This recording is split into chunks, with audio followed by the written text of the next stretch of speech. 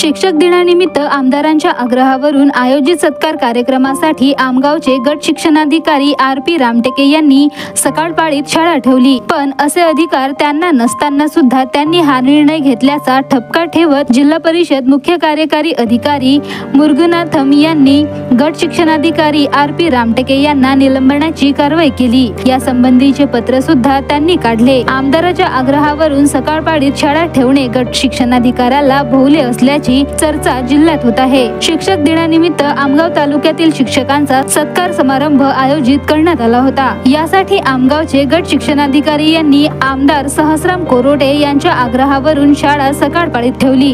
मात्र गट शिक्षणाधिकाऱ्यांना शाळेच्या वेळेत बदल करण्याचे अधिकार आहे का, असा निर्णय घेताना त्यांनी वरिष्ठ अधिकाऱ्यांना विश्वासात घेतले का? गट शिक्षणाधिकारी यांनी नियमाचे उल्लंघन केल्याची तक्रार स्थायी समितीच्या सभेत करण्यात आली होती।